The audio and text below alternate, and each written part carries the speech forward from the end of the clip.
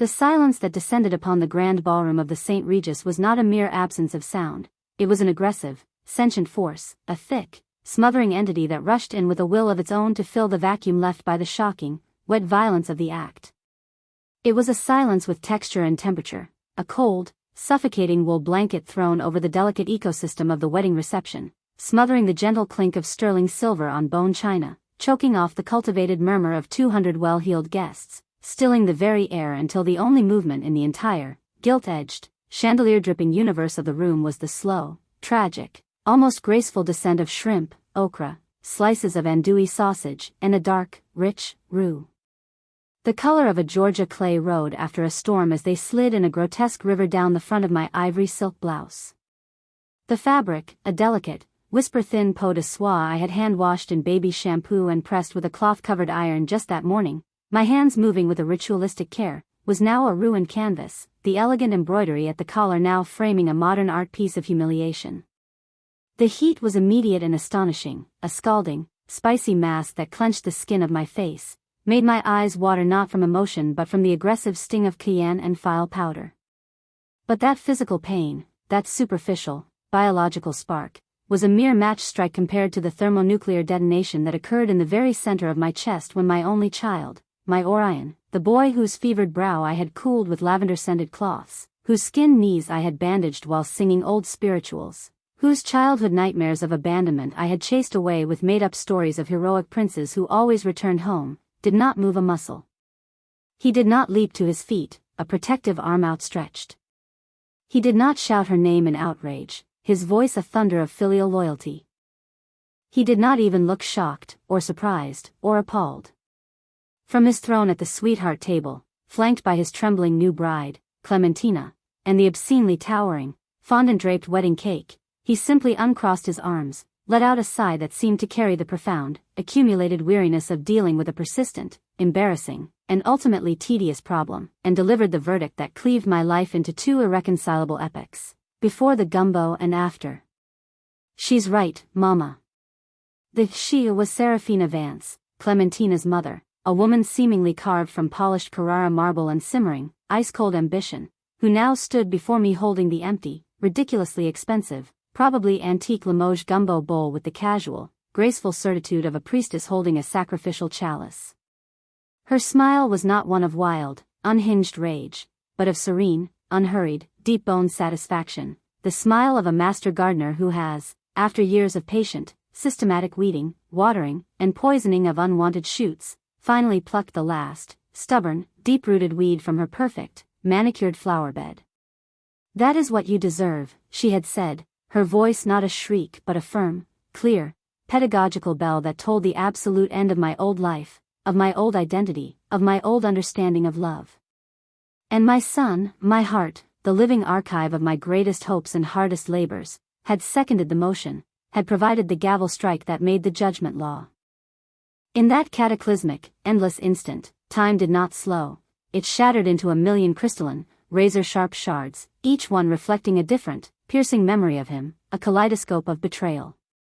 Orion at 5, clutching my leg so tightly the denim bruised my skin, as his father's car taillights vanished into a rainy, indifferent night, his small body shaking with sobs I absorbed into my own. Orion at 10, standing proud on a wooden crate in my shop, announcing to an imaginary audience that he'd sorted all 287 spools of thread by color and shade, his face shining with the accomplishment that was entirely his own. Orion at 18, in his cap and gown smelling of new wool and ambition, pressing his forehead to mine in a crowded auditorium, whispering, "This is your degree too, Mama." We did it, though we a sacred pronoun. Orion at 30, handing me the keys to a new, safer, reliable car, saying, "Now you won't break down on the highway at night and scare me half to death," his concern a cloak of love.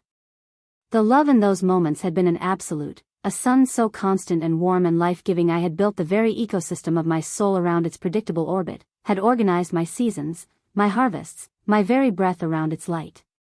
Now, in the space between Serafina's sentence and Orion's endorsement, that sun imploded, collapsing into a black hole of silence, and in the terrifying, absolute, airless cold of its sudden absence, I felt the very architecture of my being, the load-bearing walls of sacrifice, the foundation of faith, the roof of hope, begin to groan, crack, and shudder on its base. But a woman who has raised a child utterly alone, who has built a livelihood, a reputation, and a small but mighty kingdom from a single needle, a spool of thread, and a stubborn, unkillable dream, who has weathered the quiet, daily storms of economic precarity and societal disregard, does not simply collapse.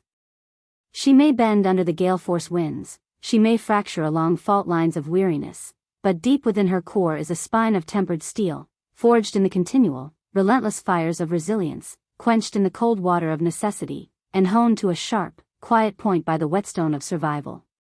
As the spicy, aromatic, deeply southern broth dripped from my chin onto the exquisite, undoubtedly antique, museum-quality Persian rug, a miraculous and terrifying calm settled over me, a calm as deep and still as the bottom of the ocean. The initial, white-hot shock, the scalding wave of public shame, the desperate, animal urge to wail, to flee, to crumble into a puddle of pathetic tears, all of it receded, pulled back by a tide of glacial clarity. This was not an unforeseen disaster, a freak meteorological event. This was the logical, brutal, meticulously orchestrated culmination of a covert campaign I had been too love-blinded, too hope-filled, too invested in my own narrative of maternal success to acknowledge in its full, ugly scope. This public evisceration was merely the final, decorative stitch in a grotesque tapestry they had been weaving together for months, perhaps years, a tapestry whose pattern I had refused to see. My grief did not vanish, it underwent a profound alchemical change, transmuting from a hot, liquid, debilitating anguish into a cold, solid, immensely heavy, and supremely purposeful resolve, a cornerstone for what I would have to build next. With a deliberation that felt both foreign, as if I were moving someone else's limbs, and yet like the most natural, inevitable homecoming of my true, essential self, I looked down at the heavy, starched linen napkin in my lap. It was monogrammed with the elaborate, interwoven, florid initials, O and C, a detail I knew Serafina had personally sketched and approved, a symbol of the merger she was engineering. There was a dark, perfect, almost Shakespearean poetry in using it now. I did not dab or wipe frantically, as if erasing a mistake. I blotted. Slowly, methodically, ritually, as if performing the last rites on my former face. Starting with my stinging, burning eyelids, moving to the high, prominent curve of my cheekbone, the strong line of my jaw my father had said showed character, the vulnerable column of my throat.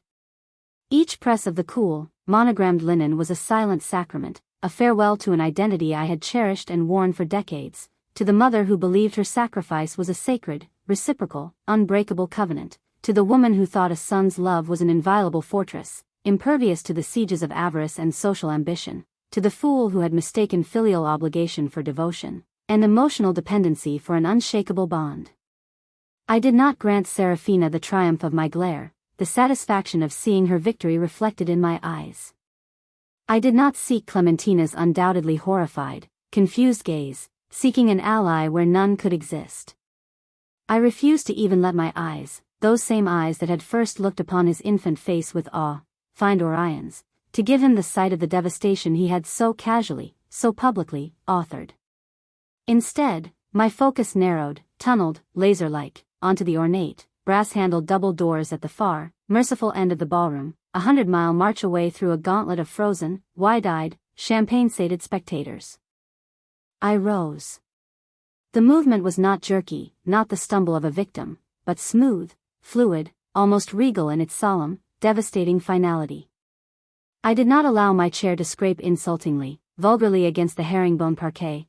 I lifted it slightly, an inch from the floor, guiding it soundlessly back to the table's edge, a final, futile act of imposed order and dignity in the face of their curated chaos. And then I walked.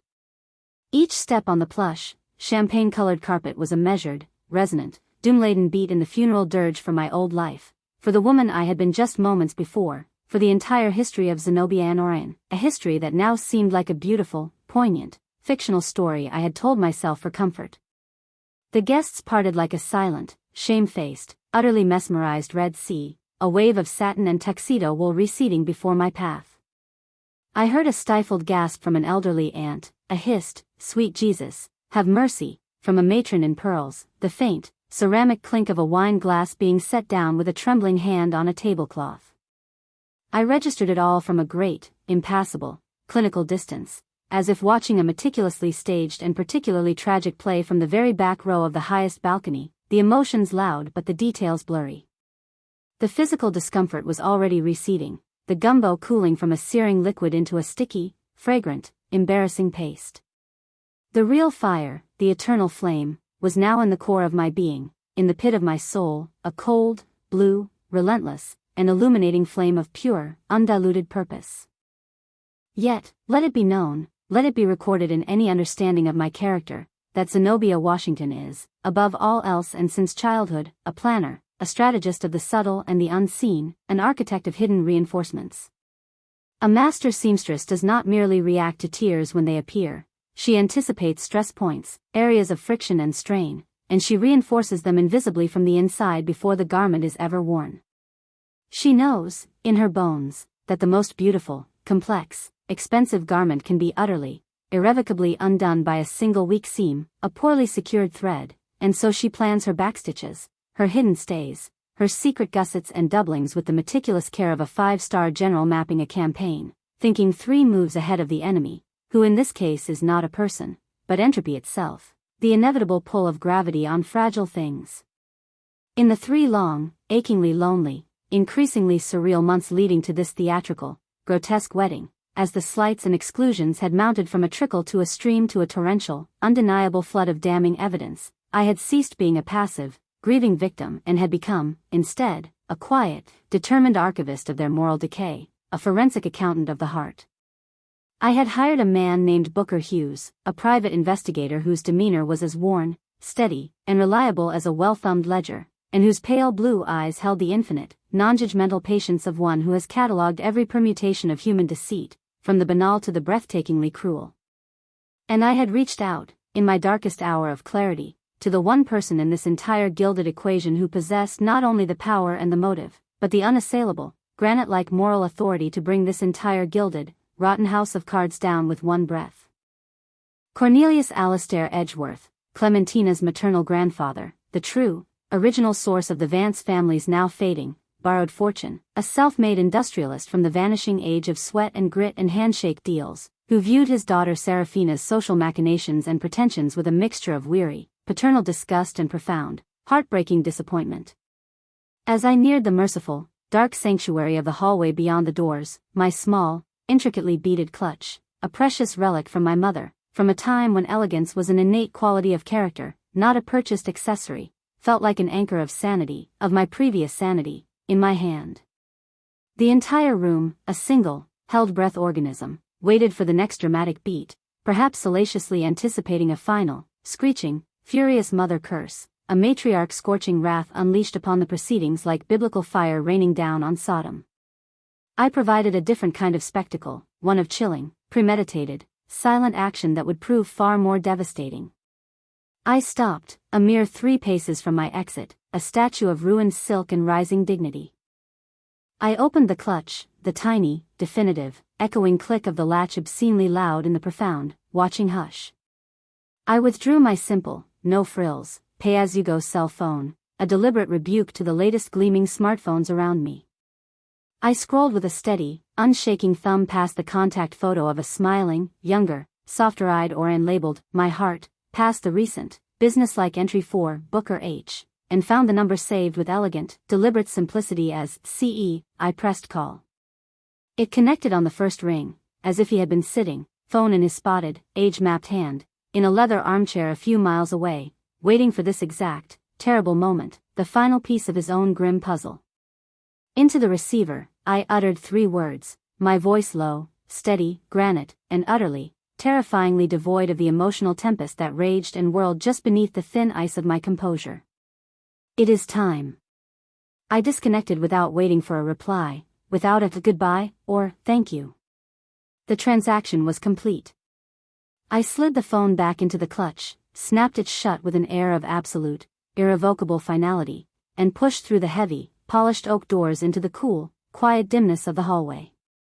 The last sound I heard from the world I was irrevocably leaving behind was the explosive, frenetic, and hungry rush of scandalized whispers, a cacophony of judgment and gossip rising like a swarm of locusts descending upon a ravaged, harvested field, eager to pick the bones clean.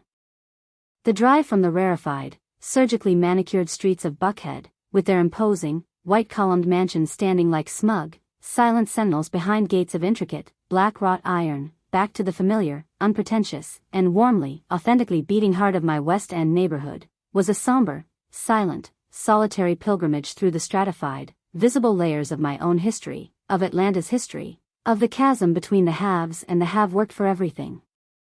The shimmering, impersonal, blue-glass towers of downtown, cliffs reflecting a cold, indifferent sky, gave way to the vibrant, chaotic, beautifully alive, and sometimes desperate pulse of the city center, where music and arguments and dreams spilled from open doorways and the air smelled of incense, fried food, and simmering possibility, which then softened, eased, into the tree-lined, modest, deeply known streets I called home, where porch swings creaked a familiar rhythm in the gathering.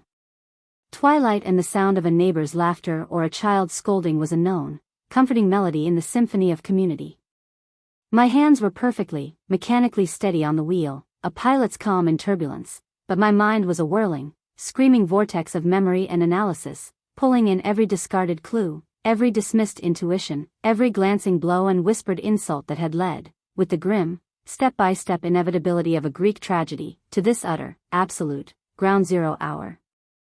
To comprehend the true, staggering, soul-annihilating depth of this betrayal, you must first understand, in vivid, tactile, sensory detail, the world I had so meticulously, lovingly, and stubbornly built with these two capable hands, the world from which Orion sprang, the world that formed his first language of value, the world which he now so thoroughly, publicly, and viciously rejected. My name is Zenobia Eleanor Washington. I am 59 years old. For the overwhelming, defining majority of those years, I have held two titles that fused, over time and through fire, into a single, unwavering, proud identity, mother and artisan. My kingdom was, and remains, a sturdy, three-story, red brick building on historic Auburn Avenue, a street literally paved with the struggles, blood, sweat, and triumphs of my ancestors, my people. The ground floor, with its large, forgiving display windows, houses Zenobia's fine tailoring and bespoke dressmaking. The two floors above, connected by a narrow, wooden staircase that sings familiar creaks underfoot, are my home, a sprawling, sun-drenched, book-crowded apartment filled with thriving plants that respond to my voice, with framed photographs of a life lived in chapters, and the comfortable, lingering, loving ghosts of choices made and paths taken. My days, until the cancer of the Van Cess began its metastasis, followed a sacred, self-determined, comforting rhythm, a secular liturgy of creation, survival, and small, earned joys. At 5:45 a.m., without fail, as if wired to the dawn itself, I would awaken, the first delicate, hopeful light of Atlanta painting the sky in silent, watercolor hues of peach, lavender, and gold behind the riotous, joyful, defiant red geraniums and fuchsia bougainvillea on my wrought iron balcony, each plant a testament to my belief in nurturing beautiful, living things against the odds of urban concrete.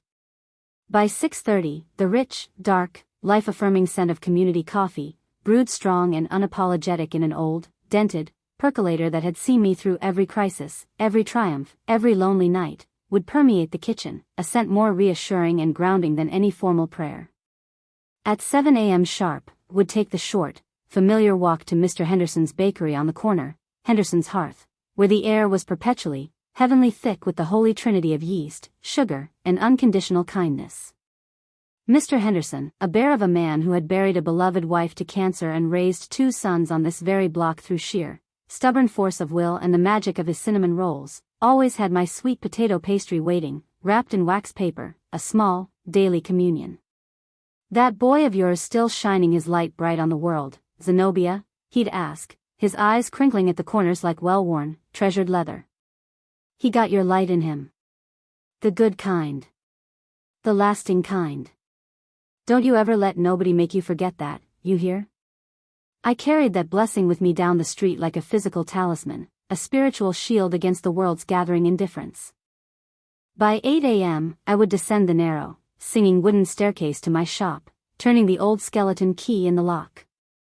It was not a large space, but it was a temple of order, creativity, and tangible, beautiful, lasting results. Bolts of fabric stood like loyal, colorful soldiers along the walls, sumptuous Italian wool that held a crease like a promise, whispering French silk that slipped through the fingers like cool water, crisp Irish linen that spoke of breezy, honest summer mornings, impossibly soft, nubby Japanese cotton that felt like a comforting sigh against the skin. My cutting table, a vast, commanding expanse of scarred and lovingly polished maple, was my altar. And in the place of honor, like a throne, sat my grandmother's 1952 Singer sewing machine, a black, cast-iron beast with elegant gold scrollwork that sang the steady, rhythmic, productive song of my livelihood, a heartbeat that measured out my days, my worth, my contributions. Here, in this hallowed, thread-dusted space, I performed my quiet, transformative, intimate magic. I translated a widow's bottomless, silent grief into a resurrected, reimagined wedding gown for her granddaughter, weaving memory, loss, and new hope into every careful seam and French knot. I armed a young, black female lawyer, trembling on the brink of her first major court case, with a perfectly tailored, navy blue, peak lapel power suit that made wood-paneled boardrooms fall silent and pay respectful attention when she entered, the jacket sitting on her shoulders not as a costume, but as a mantle of earned authority. I crafted delicate, heirloom baptismal dresses from yards of antique lace, connecting generations with a single, continuous, blessed thread. My clients were not merely customers, they were collaborators in confidence, confessors in the soft, forgiving, truthful light of the three-way mirror. They spoke of failing marriages and quiet desperations, of promotions hard-won and secret anxieties, of bodies they loved and bodies they distrusted, of buried ambitions and private, shining joys. I listened with my ears, my heart, my intuition, and my supremely skilled, translating hands, converting their unspoken, often unconscious needs into the silent, structural, beautiful language of darts, seams, gussets, and the perfect, forgiving, confidence-giving fit. Orion was not merely raised in this environment, he was woven into its very warp and weft, his childhood a vibrant tapestry whose background was the constant, comforting hum of the machine and the rustle of shifting fabric. He took his first wobbling, triumphant, captured on a Kodak steps between rolls of olive drab canvas and crimson velvet, his chubby hands reaching for the shimmering threads. He learned his alphabet not from a cardboard book, but from the painted labels on my wooden thread rack, orantine, beige, crimson, daffodil, emerald. He negotiated his first business deal at age 9, haggling with a formidable, pearl-wearing deaconess over the fair price of a replaced, invisible zipper with a solemnity and logic that finally made her stern face crack into a laugh, and she paid him a whole $1 extra for his professionalism, $1 he presented to me with the gravity of a knight returning with treasure. I taught him, in those everyday moments, everything I understood about true, intrinsic value, the kind that couldn't be barcoded or leveraged. See this, baby?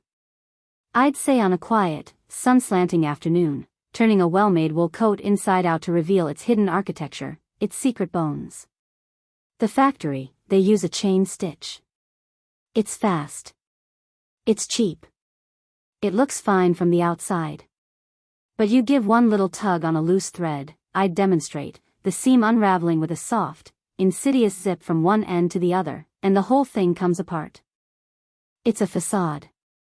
Pretty, but fragile. Now, me? I'd point to my own work on a similar seam, the stitches small and even. I do a backstitch. Every single stitch locks the one before it. You pull, and it holds. It resists. It takes 3 times as long. It requires patience, attention, care. But it endures. It becomes part of the fabric's strength. That, right there, is the difference between a thing that is merely purchased and a thing that is truly crafted. Between a transaction and a covenant. He would nod, his large, dark, thoughtful eyes seeming to absorb the lesson deep into his soul, storing it away like a golden coin, or so I, in my boundless, perhaps naive maternal faith, had fervently believed. When his father, Lamar, a man of sweet, honeyed words, weak foundations, and a roving, discontented eye, left us for a temporary, can't-miss, career-making job in Detroit that morphed, within months and without ceremony, into a permanent, new life with a younger, childless girlfriend, my shop transformed instantly from a simple workplace into a fortress, a sanctuary, a bunker, and the soul, roaring engine of our survival. I worked longer, later, into the indigo nights, taking on commissions that challenged my very limits, my hands moving by the light of a gooseneck lamp when the electricity was temporarily shut off, my breath making ghosts in the cold air. I saw Orion watching me during those times, a silent, small shadow in the doorway, his young face etched with a concern and a steely, terrifying resolve that belonged on a man 3 times his age, a look that should never haunt a child's eyes. "Mama, you're tired," he'd whisper in the dark later, his small hand finding mine in the twin bed we shared for warmth and comfort. I'd squeeze it, forcing iron and optimism into my voice. "I'm not tired, baby. I'm building. We're building." And I was. We were. I was building a future for him so bright, so secure, so unassailably solid, that he would never, ever feel the hollow, howling, primal ache of abandonment that had taken up permanent, echoing residence in my own chest. His acceptance letter to Morehouse College, arriving on a thick, creamy envelope, was the magnum opus, the crowning achievement, the Sistine Chapel ceiling toward which every sleepless night, every aching finger joint, every swallowed increment of pride and every deferred personal dream had been a single, deliberate, necessary brushstroke.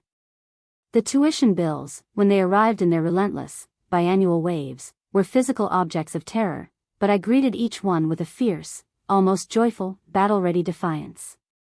Every extravagant, seed-pearl beaded, Duchess satin wedding gown I sewed for a bride who would never know my name, every tedious, last-minute, I need it tomorrow alteration for a dismissive, impatient buckhead socialite who snapped her fingers, was a brick I deliberately, proudly laid on his path to a better, wider, more generous horizon. I sewed until my vision blurred into a watercolor and my shoulders screamed in silent protest. I denied myself new glasses, choosing instead to squint. I denied myself a reliable car, patching the old one with prayer and WD-40. I denied myself the simple, soul-restoring luxury of a weekend away, of a new coat, of a dinner I didn't cook myself. It was not martyrdom, it was the most profound, strategic, love-driven investment of my life. He was my living legacy, my testament written not in stone, but in flesh, mind, and boundless future.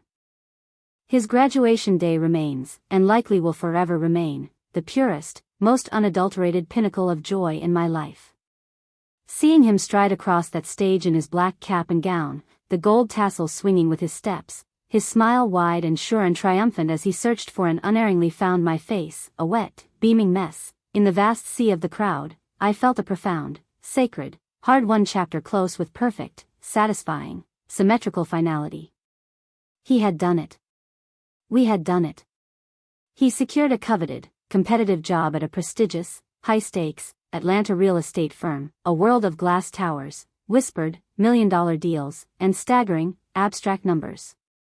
He moved into a sleek, minimalist, echoing apartment in Midtown with a floor-to-ceiling view of the glittering city he now aimed to conquer. He began wearing, with a new, unfamiliar swagger, the suits I had tailored for him with such hope, his broad shoulders and newly acquired, corporate confidence posture filling out the fine wool and Italian silk in a way that made my heart swell with a pride so fierce it was a physical, joyful ache behind my ribs. On Sundays, for a glorious, golden period, he would come for dinner, bringing a bottle of wine that cost too much and regaling me with sanitized, exciting stories of his week, of his clever moves, of his rising star. He'd kiss my forehead, his voice softening to the boy he used to be. "Everything I am, every good thing I have or will ever be, is because of you, Mama. You are my foundation. My rock." I drank those words in like a woman dying of thirst in a desert of my own making. I believed them with every fiber of my being. I built my present peace and my future contentment upon their solid, sacred rock. I felt the hard work was done. I could finally, gracefully, righteously step into the earned, relaxed role of contented matriarch, to rest in the warm, reflected light of his success, to watch with quiet, profound pleasure as the next glorious chapter of his life unfolded, utterly confident I would have a cherished, front-row seat within its beautiful, unfolding narrative. Then, he met Clementina Vance. The shift, in hindsight, was not subtle, but it was insidious, a gradual, deliberate rewiring of his core programming, a slow-drip poison administered under the guise of sophistication. His vocabulary underwent a sterile, corporate transformation. He spoke less of projects and clients and more of portfolios, asset classes, ROI, and leveraging opportunities. He peppered his speech, once rich with the imagery of our world, with newly acquired terms like networking, social capital, strategic positioning, and narrative. He described her family not with affection or curiosity, but with the hushed, reverential awe of a historian discussing a venerable, powerful, slightly mythical dynasty, mentioning their lineage, their legacy board seats, their strategic philanthropic footprint. The first time I was summoned, and it was a summons, not an invitation, to meet her, at a restaurant whose French name I had to practice saying aloud in the mirror, I dressed with a care that bordered on desperation, on a deep, unacknowledged fear. I wore my second-best dress, the burgundy sheath with the hand-embroidered collar of ivy leaves that had taken me 40 painstaking, meditative hours to complete, and my mother's pearl earrings, my only true, material heirlooms from a past even more threadbare than my own. Clementina was a vision of curated, frosty, airbrushed perfection. She was impeccably, flawlessly polite, asking all the scripted, socially correct questions about my work, but her gaze, the pale, cool color of a winter sky just before snow, never truly landed on me, never engaged. It drifted over my shoulder, assessing the room's decor, cataloging the other patrons' designer labels, evaluating the weight and sheen of the silver. She called me Miss Zenobia, a term of hollow, formal, distancing respect that placed me firmly and irrevocably in the category of hired help, a quaint, rustic artifact, not future family, not even future acquaintance. Orion was radiant, puffed with pride, utterly, tragically blind. She's incredible, isn't she, Mama? So polished. So connected. She thinks you're so authentic. The word hung in the air between us, heavy with the condescension of a tourist admiring native crafts. All I felt, beneath my polite smile, was a deep, instinctual, marrow-deep chill, a primordial dread that seeped into my bones like damp and made a permanent, chilling home there. The dinner at the Vance mansion was the official, brutal, undeniable unveiling of my new, pre-assigned, non-negotiable role in their grand, unfolding narrative. The house was not a home, it was a museum dedicated to the silent, oppressive, joyless worship of wealth and status. Everything was oversized, coldly opulent, intimidatingly perfect, and utterly devoid of any trace of human comfort, whimsy, or lived-in love.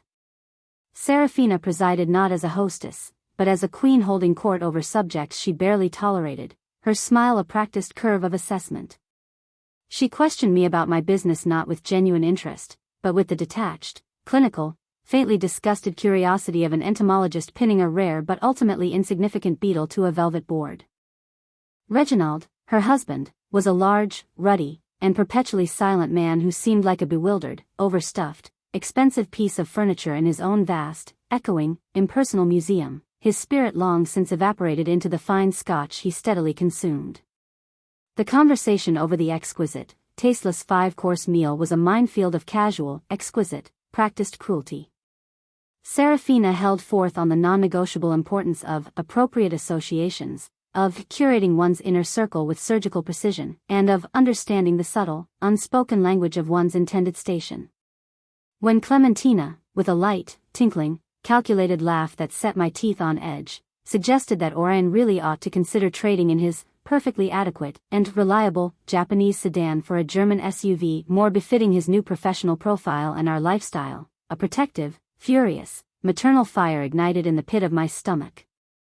Orion's car, I said, my voice quiet but clear, a knife through the frothy, meaningless conversation, represents his first major, fully independent achievement.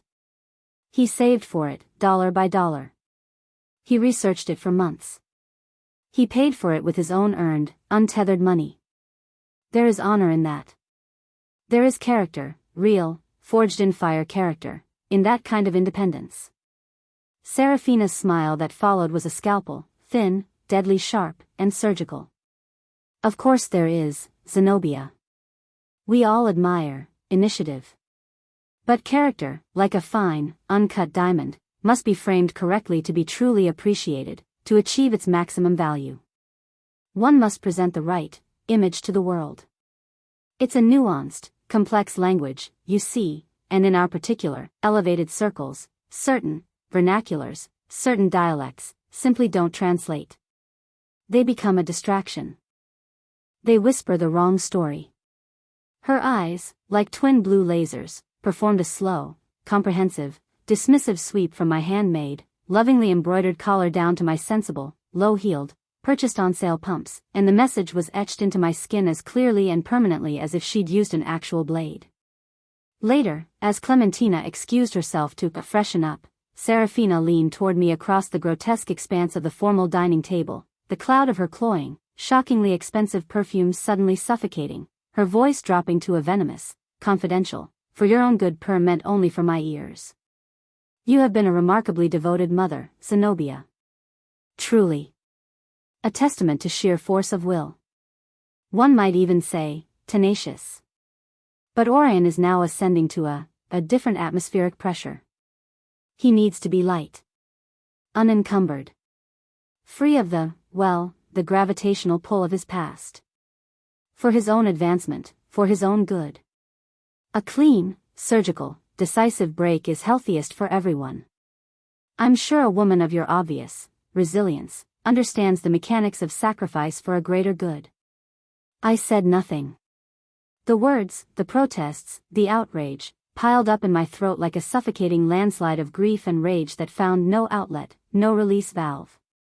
The betrayal was not yet from my son's own lips, but the ground beneath our entire history, the very foundation of our relationship, was being systematically, deliberately poisoned, salted with her disdain so that nothing good, nothing true, nothing of our previous love could ever possibly grow there again. The erosion that followed was slow, meticulous, coldly efficient, and brutally comprehensive. Orion's once sacred, inviolable Sunday visits became infrequent, then fleeting, then ghostly, apologetic things, always truncated by an urgent call from Clementina or a can't-miss, career-defining dinner with potential investors or, critically important, contacts introduced by the Vances. I was systematically, surgically, almost artistically excised from the wedding narrative, edited out like an embarrassing typo, a regrettable stylistic flourish, in a precious, priceless manuscript. I learned about the lavish, celebrity chef-catered, influencer-attended engagement party not from my son, but from a tagged, filtered photo on social media where I had to squint and zoom to find his face, a smiling dot in a crowd of glittering, unfamiliar strangers. I discovered the chosen venue, the cavernous, stone, historically white cathedral, from an offhand, pitying comment by one of my longtime, loyal clients. "Oh, Zenobia, I heard they've booked the cathedral." Such a statement. "Will you be helping with the gown?"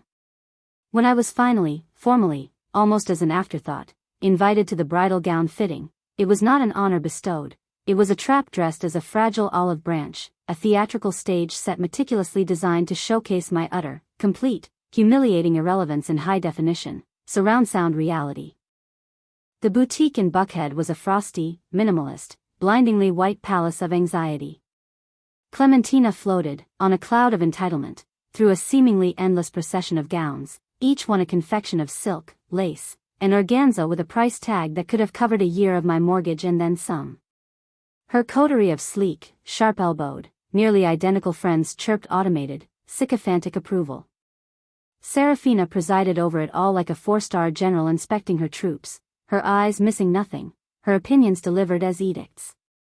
I was placed on a silken, deeply uncomfortable settee, like a spectator at a royal viewing, and treated as a decorative, slightly outdated, mildly embarrassing accessory, a prop to be acknowledged with a faint nod and then utterly, completely ignored.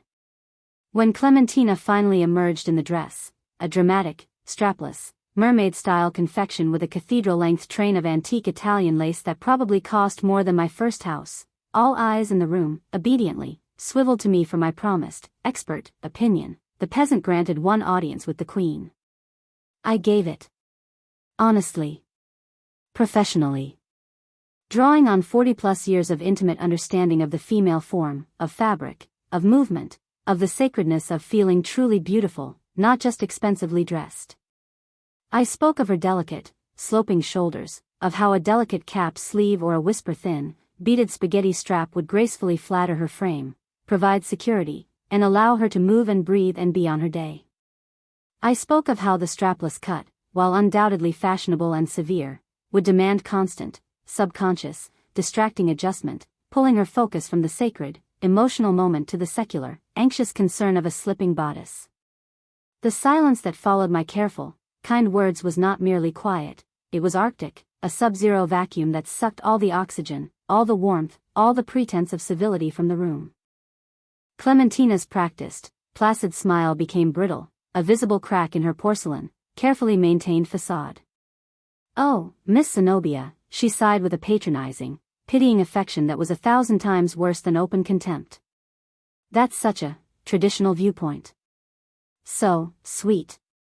So earnest. But fashion today, real fashion, is about audacity. It's about making a statement. It's about confidence in one's own skin." Serafina placed a possessive, manicured, diamond-ringed hand on her daughter's bare, goose-pimpled shoulder, her gaze never leaving my face, her own smile a masterpiece of condescending triumph. "You look transcendent, my love. Absolutely transcendent. This is the one. It's perfect.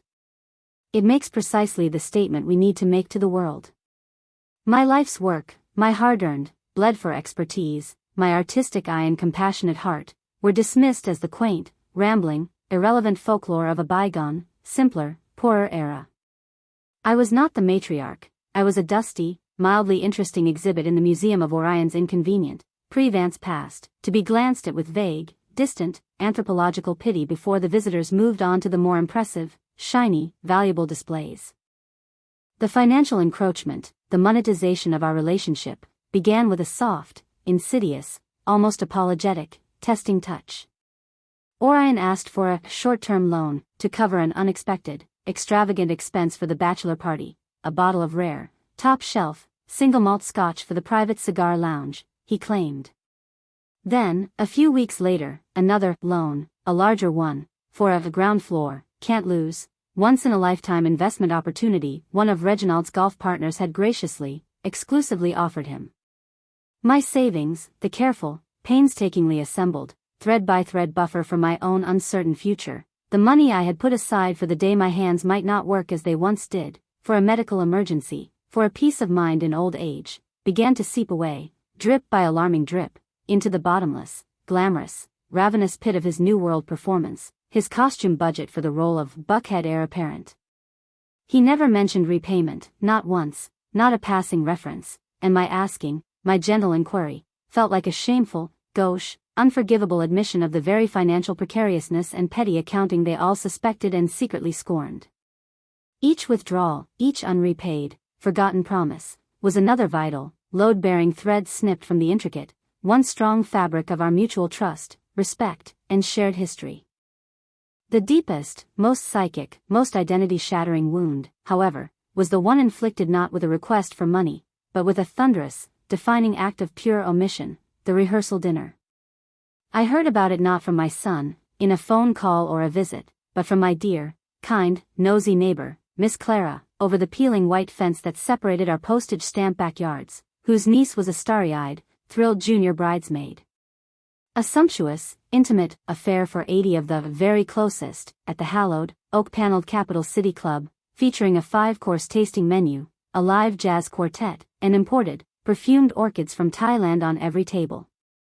"You look just lovely in that navy blue dress, Zenobia," Miss Clara had trilled, her face then collapsing into profound, bewildered confusion when she saw my own blank, stricken incomprehension. "Weren't you there?" When I finally, my heart a bruised, bleeding fist in my chest, mustered the courage, the sheer emotional strength, to ask Orion about it, his sigh down the phone line was a gust of pure, unadulterated exasperation, as if I'd asked him to explain the theory of relativity in layman's terms. "Mama, it was just immediate family and the wedding party. Very small. Very last minute. You would have been bored out of your mind. It was all shop talk and inside jokes anyway." The casual, offhand, utterly unthinking finality in his tone was the sound of a heavy lock turning, a thick, oak door being firmly closed and bolted shut from the other side, leaving me in the cold, dark hallway of our past. I was no longer immediate family. I was, in his new, Vance-approved lexicon, a synonym for boredom, for irrelevance, for shop talk he no longer understood or valued. Then, the anonymous envelope arrived. Plain, Manila, no postage, no return address, left in the brass mailbox of my shop on a perfectly ordinary Tuesday afternoon. Inside, with no note, no explanation, were photographs. The first one stole the very breath from my body, leaving me gasping, bent over, clutching my cutting table for support, as if I'd been punched in the solar plexus by a phantom. Orion and Serafina, exiting a restaurant I recognized as one of the city's most exclusive, members-only dens of power, a place where the waiters wore white gloves and the menus had no prices, only poetry. His hand was on the small of her back, a gesture of intimate, casual, practiced ownership that spoke of long-established, comfortable familiarity. Her face was turned up to his, caught in a laugh that was too free, too unguarded, too genuinely amused, too young and vibrant for her years, a laugh I hadn't seen on her face before. Another showed them by the door of a sleek, black sedan under a street lamp's orange glow, his face close to hers, sharing a secret that made her smile a private, knowing, intimate curve. A third, the most devastating, soul-obliterating of all, captured them on a balcony at twilight, the city lights just beginning to glitter like scattered diamonds below, her back pressed against his chest, his arms encircling her waist, her face tilted up, eyes closed, a mask of serene, absolute, and terrifying possession.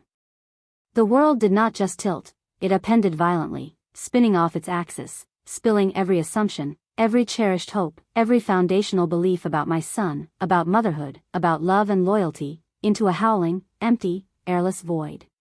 This was not a son passively, aimlessly, sadly drifting away under new, influential currents. This was a targeted, grotesque, deeply psychological and Oedipal seduction.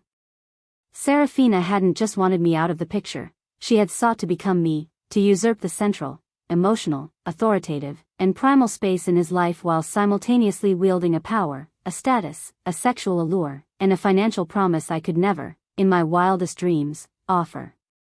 Her relentless, multi-front campaign of denigration was now horrifically, brilliantly, sickeningly clear. I was the living, breathing, inconvenient, walking, talking reminder of the authentic, principled, empathetic man he had been before her corruption, the ever-present, judging conscience that had to be first silenced, then publicly evicted, and finally, symbolically destroyed. Numb, moving through the motions of my life like a ghost in my own story, an automaton going through the paces, I dialed the number for Booker Hughes, a referral from a fiercely loyal client who had survived a devastating, high-profile, brutal divorce with her dignity, her sanity, and a sizable portion of her assets intact.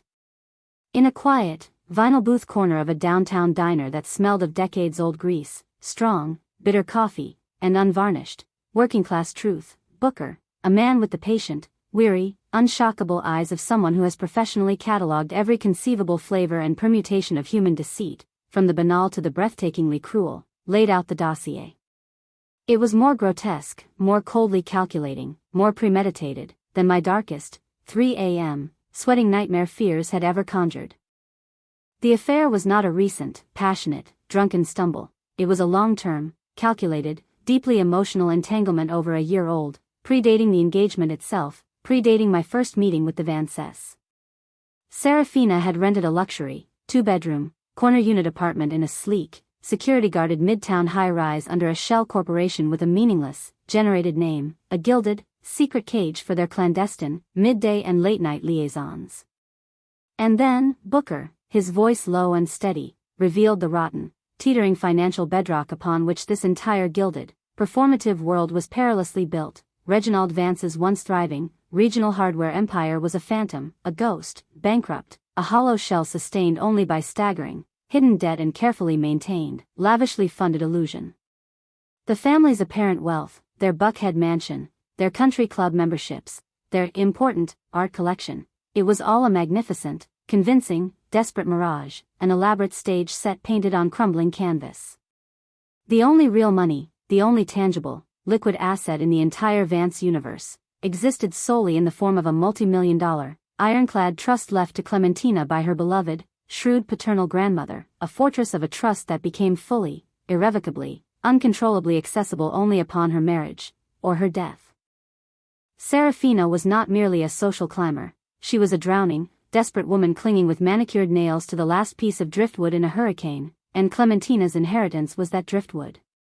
Her plan, as Booker pieced it together from financial trails and behavioral patterns, was monstrous in its cynical, clear-eyed clarity, not just to marry her daughter off to a presentable, ambitious, and exquisitely controllable man, but to utterly dominate that man, to make him the pliant, loyal key that would unlock the vault, and then, in time, to remove her own daughter as both a rival for the money and, it seemed with chilling evidence, for the perverse, possessive affections of the younger man she had meticulously molded, corrupted, and claimed as her own.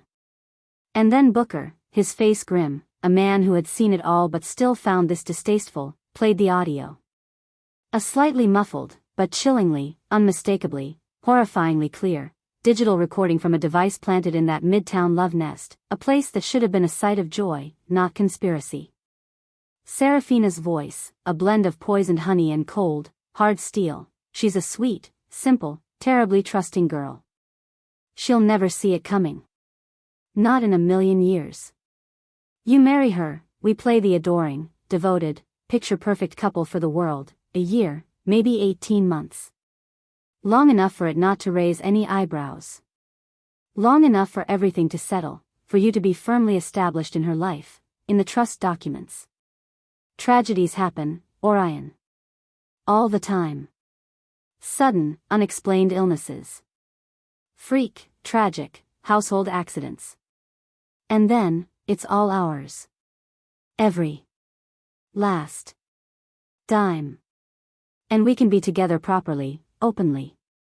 As we were meant to be. No more hiding in this little box. No more pretending. A real life, with real money, on our own terms. A long, pulsing, nauseating silence on the recording, filled only with the faint, watery sound of distant city traffic 14 stories below.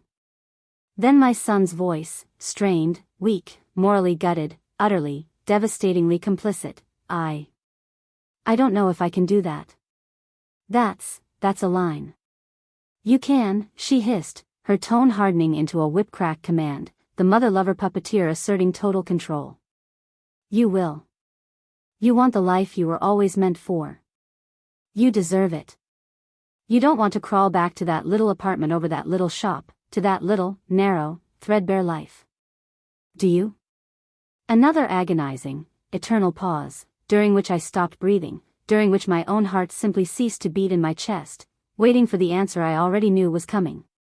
Then, a whisper so faint it was almost inaudible, a surrender of soul, but which has since etched itself onto the very walls of my soul, a permanent, damning, screaming graffiti, no. I left the diner that day a completely different woman. The heartbroken, pleading, confused mother was buried forever in the cracked red vinyl of that booth.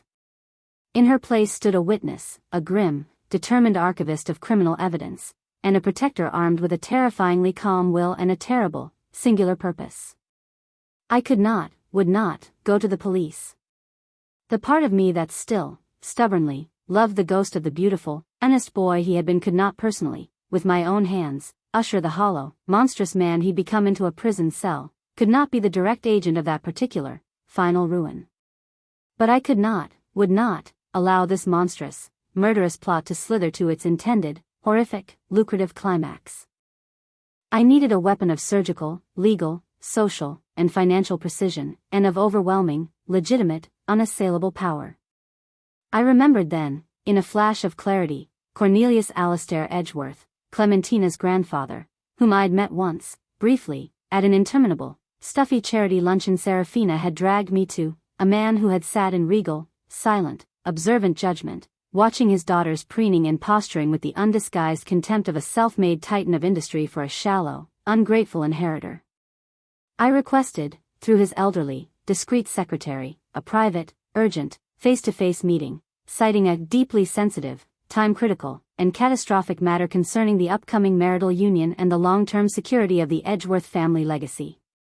In his dark-paneled, book-crammed, Persian rug-covered, and profoundly comforting study in the Druid Hills, surrounded by the solid, honest, masculine scents of old leather, fine bourbon, pipe tobacco, and unassailable, old-world integrity, I laid out my case. I showed him, one by one, the damning, time-stamped photographs. I presented the forensic financial records Booker had compiled, a spiderweb of shell companies and transfers.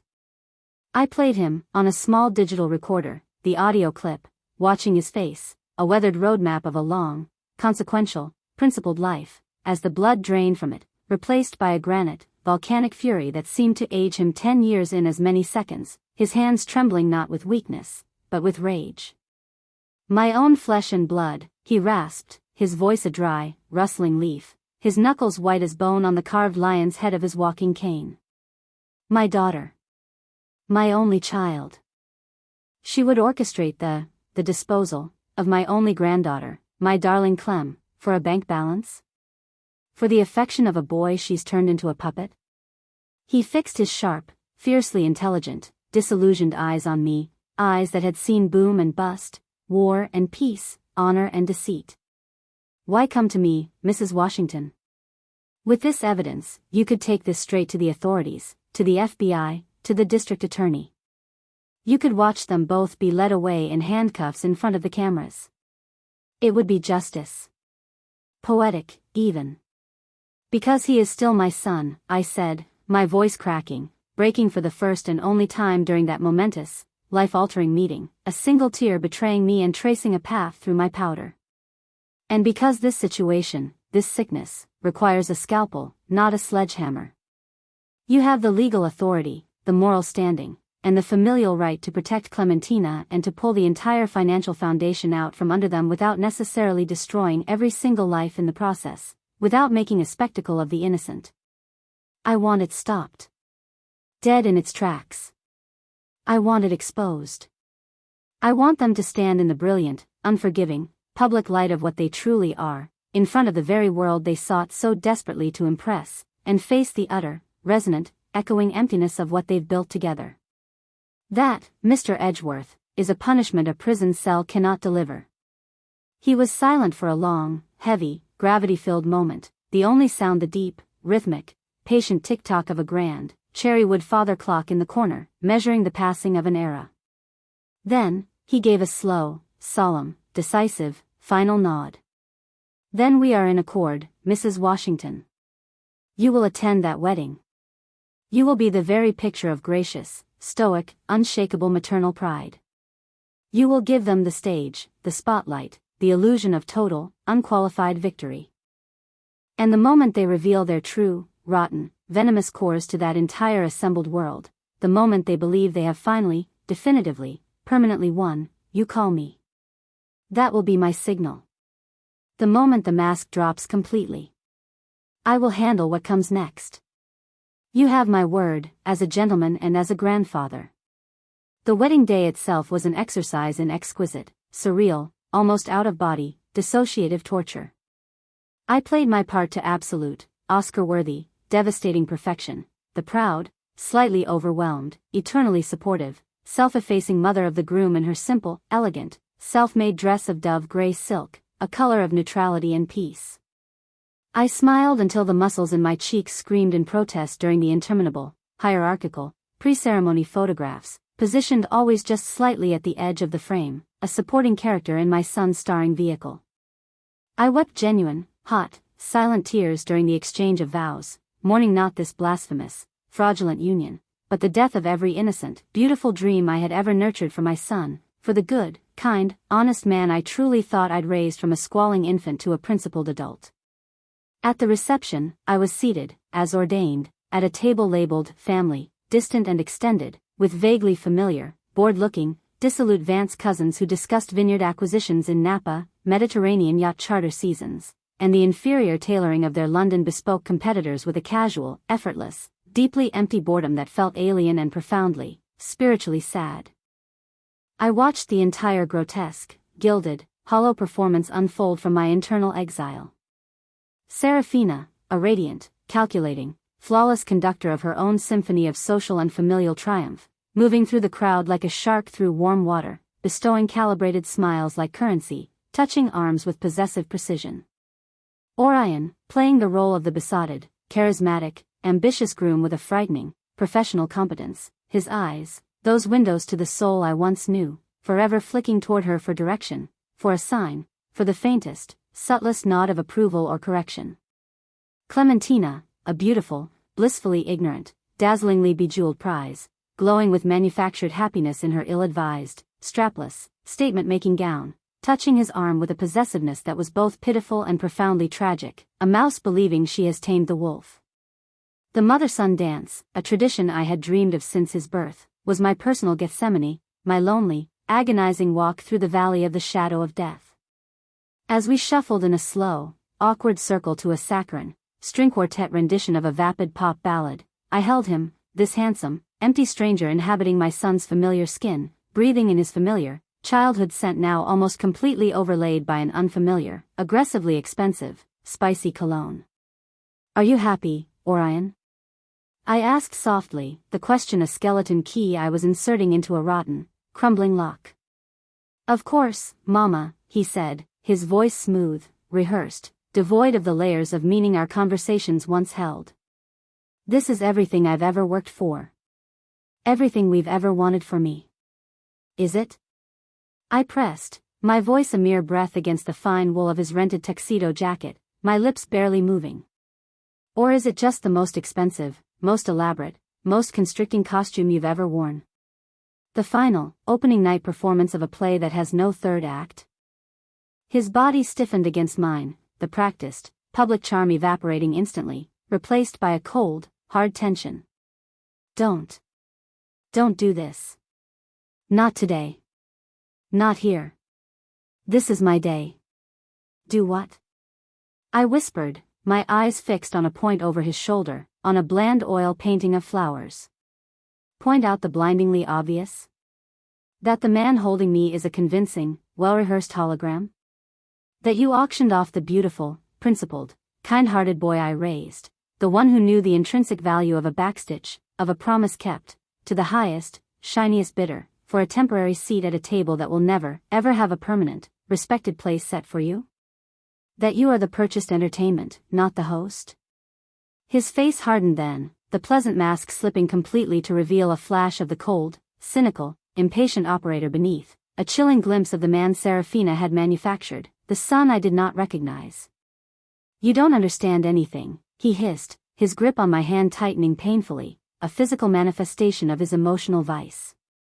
"You with your needle and thread and your little, perfect, precious shop, thinking the world is as simple and straight as a seam. It's not. It's a brutal, complex, high-stakes, zero-sum game, and you've never even learned the rules. You're sitting on the sidelines in your handmade dress, judging a sport you can't even comprehend, criticizing players who operate on a level you'll never reach. And Serafina," I whispered, laying the final, terrible, undeniable card on the table between us, "the Queen of Spades, she's your coach? Your star teammate? Or is she the entire damn game itself? The board, the rules, the referee, and the prize?" He stopped dancing dead, his body rigid, his face a thundercloud of mingled rage, fear, and exposure. I said, "Leave her out of this." The low, snarling threat in his voice was a new, terrifying dimension to his character, a door swinging open to reveal a dark room I never knew existed in my child. It was then, on perfect, malignant cue, that Serafina, ever the vigilant, possessive puppeteer, sensing her favorite puppet's strings were tangling, his programming glitching, swooped in, a vision of maternal concern and wifely solidarity. The confrontation that followed was a masterclass in public, psychological evisceration, a scene she deftly engineered, pushing every button she had installed, using every insecurity she had cultivated, to provoke a final, public, spectacular, disqualifying meltdown from me, to paint me in indelible, high-definition color as the unstable, jealous, hysterical, lower-class mother tragically unable to handle her son's glorious, rightful ascent beyond her. And then, the gumbo.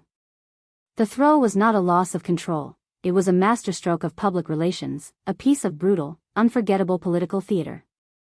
It was the ultimate, visceral, deeply symbolic humiliation, the food of the common people, of my people, used as a weapon to stain the silk of my hard-won dignity, designed to make me react like the crazy, unhinged woman from the wrong side of town, thereby justifying my permanent, theatrical, and complete exile from their carefully constructed narrative.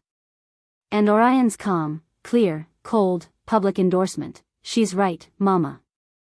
Was her checkmate, the final, perfect move that revealed their unified, unbreakable front of calculated cruelty.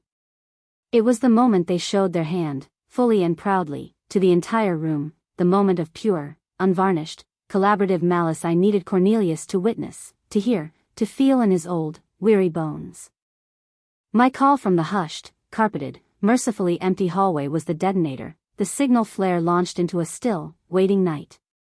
What unfolded next in the ballroom, as I learned later in meticulous detail from Cornelius himself, was not a chaotic, dramatic, satisfying brawl, but a swift, silent, chillingly efficient, and impeccably executed corporate, legal, and familial coup d'état.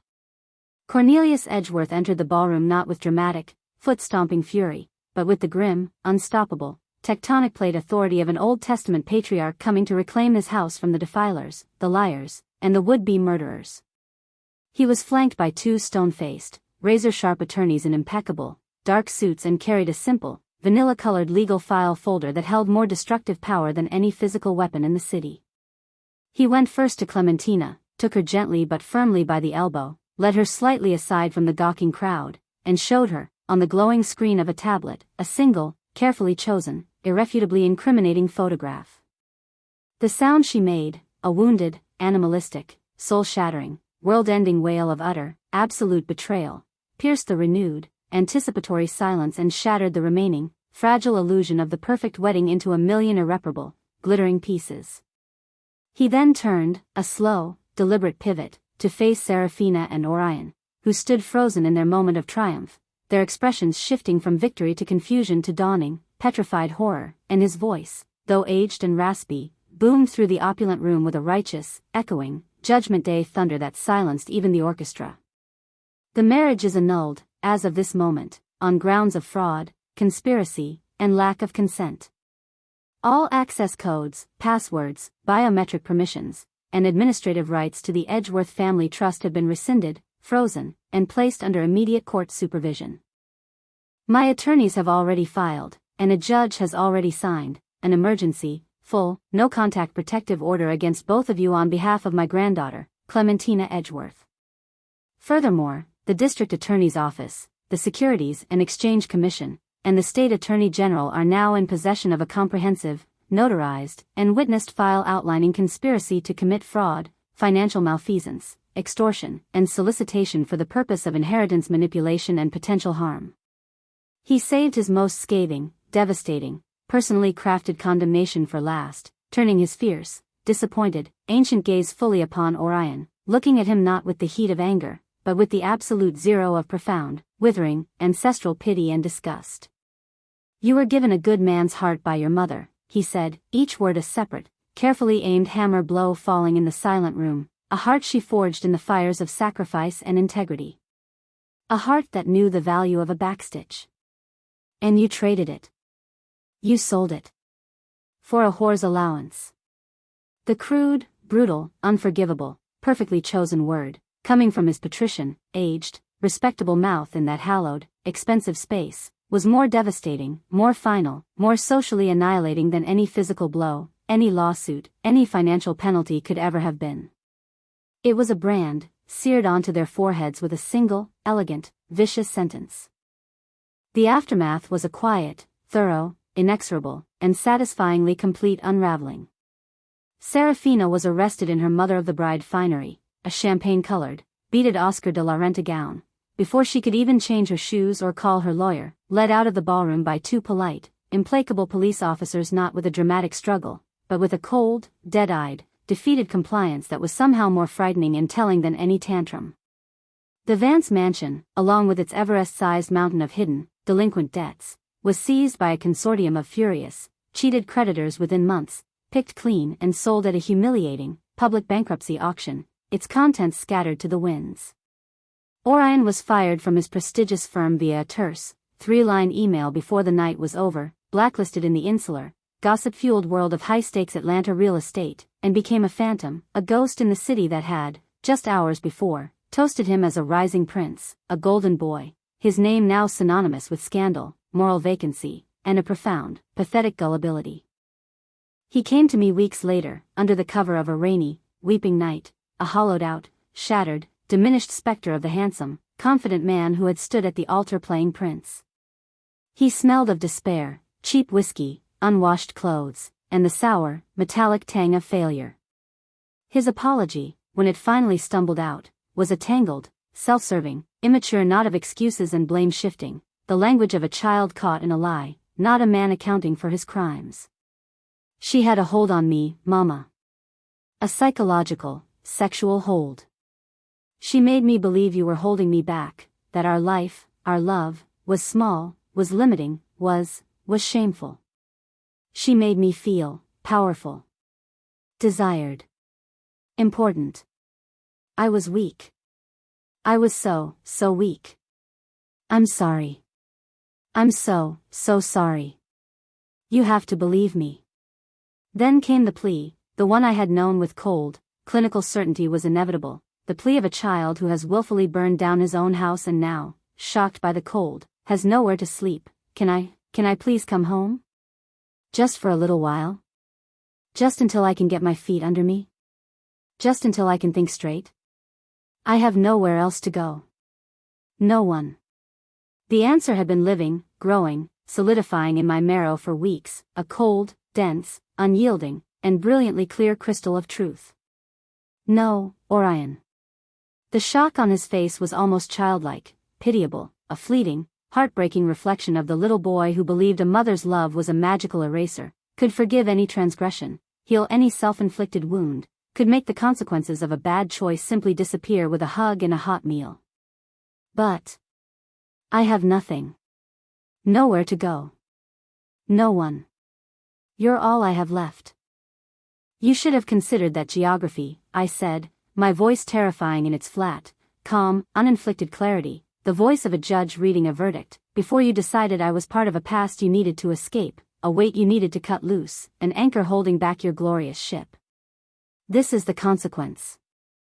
This is the actual, unairbrushed, difficult landscape of the life you chose when you chose her. You need to walk in it. You need to feel its every sharp rock under your thin shoes, its every barren, windswept, lonely mile. You need to taste its dust, drink from its bitter wells.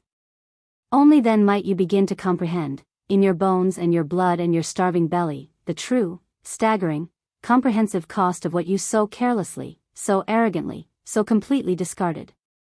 You have to forgive me, he cried, his voice breaking into a raw, ugly sob, the performance finally falling away to reveal genuine, panicked terror.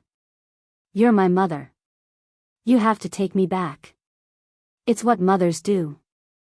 I am your mother, I agreed, rising to my full height from my chair, feeling a terrifying, ancient, matriarchal power rise within me, a strength forged in the very fires he had lit and then left me to burn in. And because I love you enough to let you face the inferno you so gleefully played with, danced around, and then threw yourself into. I will not rescue you from it. I will not throw you a rope, lower a ladder, or offer a bucket of water. You must walk through it alone.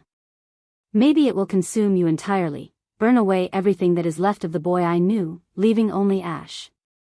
Maybe you will emerge on the other side, scarred, humbled, stripped bare, sober, and fundamentally, permanently changed. But that is your journey to make. Your pilgrimage. Your penance. Not mine. You made your choice. You wrote the story. Now you must learn to live within its walls, sleep in its rooms, and look at yourself in its mirrors. I watched him leave, my own heart a calcified stone in my chest, as he walked out of my apartment, his shoulders slumped under the weight of a reality he had never been prepared to carry, a world without the funhouse mirrors that only reflected his ambition and desire back at him. The pain of watching him go, of closing and locking my own door on my only child, was catastrophic, a psychic amputation performed without anesthesia, a limb of my own soul severed. But it was, in its own terrible, necessary way, a clean cut. A surgeon's precise, deliberate, life-saving cut. Not a ragged tear, but a clear, definitive incision. 2 years have now passed. The rhythm of my life has been restored, though its melody is forever altered, a more complex, interesting, minor key composition with surprising chords of resilience and quiet joy. My shop not only thrives, it has become a quiet, word-of-mouth legend, a destination for women, and increasingly, men, who want garments with soul, integrity, and a story of their own, who understand the value of the backstitch. My balcony geraniums are a defiant, jubilant, yearly explosion of triumphant crimson against the vast, changing canvas of the Atlanta sky.